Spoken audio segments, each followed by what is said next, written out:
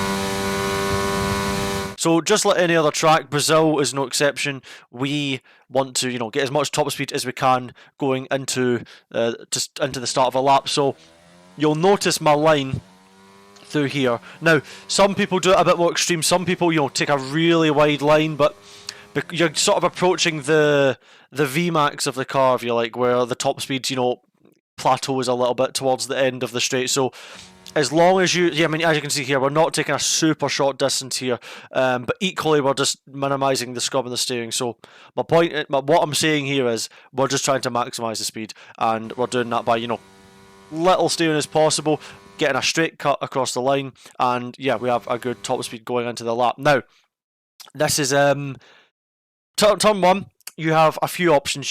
With gears, you can go, I would say, your fourth or fifth. I've used both. I've used fifth through turn one. I've used fourth through turn one. But as you'll see, turn 1, 2, and 3 are basically the same thing. You've got to get a combination of corners. So what you do in one will affect the other. So heading into turn 1, you're looking at your 50-meter board. That is your main reference, and you also have this strip of green tarmac, if you like. I guess it's tarmac, or green, runoff or whatever you want to call it, on the entry, that you can just, we're talking margins, but bring the car over a little bit just to help open up the angle. And you are braking. I'll just play the corner through first. We take fifth gear, and on the power. Right, so there's the section played through normally, and yeah, we are braking. You're braking past this 50-meter board. Once you've passed it, if you want an exact reference, it's just before the end of this wall, really. Like, we're not on the brakes now, we are now. So you're, just about, roughly here before the end of the wall. And as you can see, as I skim on, you've got to be very careful with this, though, because if you go too wide on the entry and you get a little bit goody, you can, pinch this grass, and this causes the front right to lock up, and you just understeer like crazy. So, yeah, it's fine margins, and yeah, we opted for fifth gear. I think it depends lap to lap as well, but I chose fifth gear just so that I could hold a constant gear and have the same sort of, rev range on the throttle, or torque range, if you like, through, turn 1 to 2. So, yeah, we're fifth gear through here, and this is a very tricky, this section of here is worth a lot of time if you get it right. Like, we're talking half a tenth more if you get it perfect, but compared to, let's say, an okay run, it's a very annoying section to get perfect. So yeah, we are going into turn 1. You've got to focus on this inside curve as well. Now, as you can see, the first half is sort of the same rough level as the track, say, right? But then as you can basically just see here, the inside lip, the inside half, let's say, is a bit more elevated. So the reason I'm mentioning this is because you can use the curb to help rotate the inside of help rotate the car to the inside of the apex. But if you go a bit too far, you can upset the car, scrub some speed, get the rear out a bit, get a bit of oversteer, and it undoes all your hard work. So this is, I would say, the correct amount of curb that you want to be using. You don't want to be using loads of curb. Let's say through desire, let's say. You want to be doing, roughly this, and then, yeah, as you can see, we are, second, we're jailbreaking into basically, the exact apex of where it is, and then you're immediately, back onto the power, and it's just a combination of corners. And if you run in, again, you don't want to run in too deep. You want to make sure you've got the car, I think I'd say this is roughly, what, 2/3 over to the left, something like that. And then, yeah, also very, very easy to invalidate here, but you want to be using all the track on the inside here as well. You don't want to be, going too far to the left, because then it means that, you can't get on the power as early for this one. And again, same principle. You can run, because it's the exit of a corner as well, you can use more of the curb. It's not like it's the entry on the inside of the apex, but because this is the exit, you can, use basically all the roads here. You do not want to go any more than this though, otherwise you'll either invalidate or you will, ground the car out, and then, you'll lose the exit here, and again, lose more time down this next straight. Again, everything you do from the minute you hit the brakes in turn 1 affects this entire sector. It's only 3 corners, and I know I rambled a bit there, so I'll get on with it now. But again, saving the distance all the way to the inside, DRS open, and then, yeah, just smoothly bringing ourselves with minimum scrub back over. And that is sector 1 done, sorry. And yeah, heading into sector 2. Now, you have the reference I use here is this. This is my reference here, because you can keep your eyes on the apex while seeing this and, all the other stuff. So you have this sort of strip of tarmac here, and the second we, basically get, I mean, we actually went quite a bit later actually than that, but that's my rough reference point. But it is basically 100 meters, exactly 100 meters, when done correctly. But this is when, that is sometimes a little bit easier to spot this than it is the 100-meter boards, because of where your eyes are in the corner. So, but yeah, we're breaking 100 meters there, and yeah, heading into this corner. Again, same principle as turn 1 and 2 exit. You don't want to be using all the way to the inside on this, because again, the curb sort of raises up a bit, which can actually push you wide. You want to be using just this amount of curb, because that means you can, get the best angle of attack. Then we're on the power as early as we can, and we're using all the road in the exit. And yeah, you don't want to get it's very easy to understeer into this corner, so it's very important, to get that rotation from the curb. And then, yeah, on the exit, you're just planting it as early as you can. Getting a good exit is really important through here, because if you scrub the speed on the exit of turn 2, and the exit of T4 there, it costs you time all the way down those straight line sections. And again, heading now into, well, we're into sector 2 now, in the end, 50-meter board is your reference, and you turn in not on 50-meter boards. You have to start initiating the turn-in phase quite a bit early. Obviously, the car really starts turning at 50-meter boards, but as you can see, we are initiating the turning already at this phase in the corner. So yeah, this is a very tricky corner though. So this is the uphill right-hander, double apex. Now, you on the way in, you're front limited, so you're restricted by the front tires, and then on the way out, you're at the mercy of the rear tires. So the balance shifts all the way through this corner, and it elevates. As you compress a bit, you get a bit more grip back. So heading into it now. Now, gear wise, you can use 5th or 6th depending on your style, your setup, your downforce, all these variable factors or preference. But we opt to use, I believe, we use 6th, and yeah, again, now this is a bit more of a rounded curb, but you can still use it because it's still valuable to save the distance, and the front right tire is pretty unloaded in this corner because it's a high energy, high speed corner. And on this game you're able to take those curbs like that anyway. So yeah, we are keeping it really tight as well, and as you can see, right, I think we are I don't even know if did we just get full throttle. So yeah, it's like 2 phases on the throttle, so you're tiny bit of brake on the way in, keeping it consistent. 6th gear, holding it nice and tight. And again, if you carry too much speed in and you understeer in the middle of the corner, and let's say as we're around here, this is good car placement because it sets you up to get a nice clean exit and set yourself up nicely for an immediate braking zone.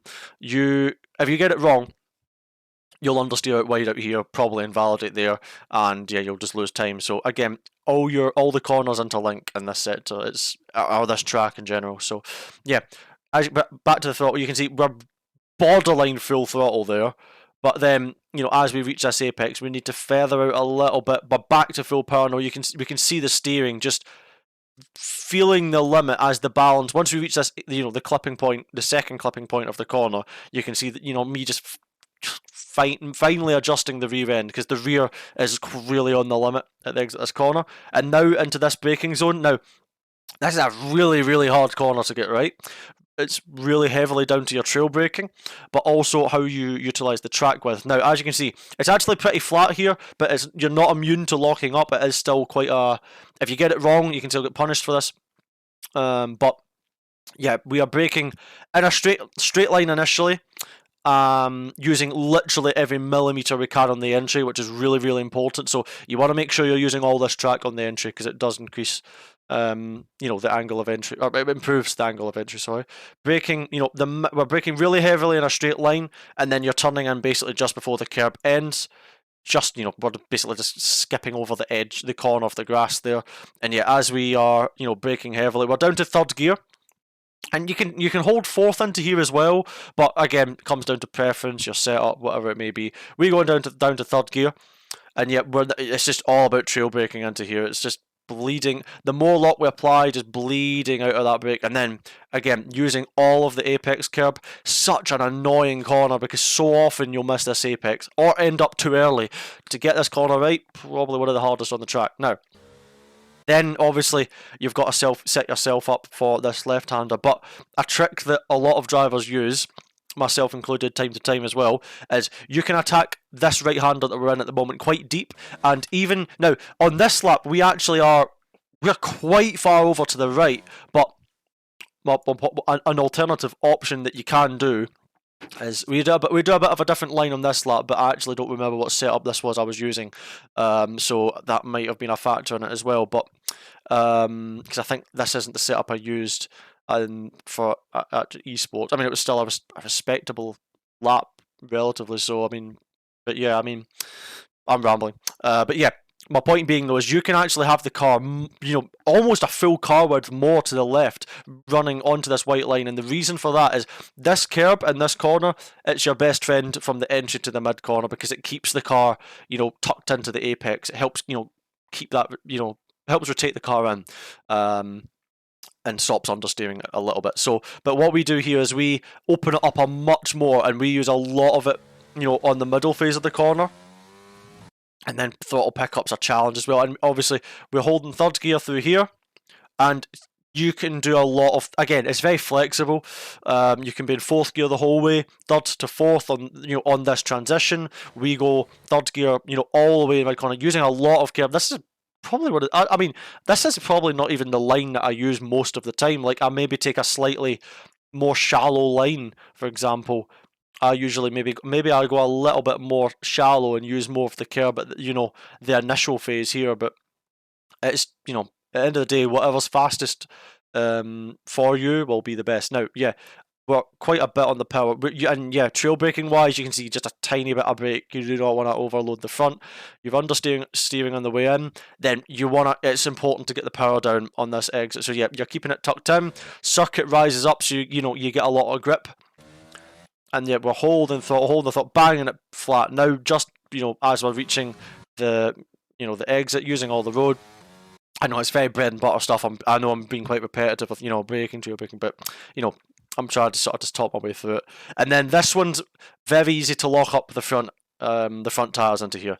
Very, very easy. So if you lock up the fronts into here, you will have a hard time, you know, saving the corner. So yeah, braking really heavily, and then you can just see with, you know, getting out of the brake really smoothly, holding it there just as we reach the apex, and then banging it back on the power, using just the tiniest bit of curb. This curb is a very tricky. If you use too much of this curb, you've ruined the lap, because you'll just over rotate. So you don't want to be using lots of this curb. Again, just this sort of section here. We go down to third gear, but you can use fourth. We short shift to fourth on this lap. And then, yeah, getting on the power, straight line traction to get on the power quickest, saving the distance up to the line. And then last corner, so easy to throw the entire lap away. And we utilise all the road on entry. We hold seventh.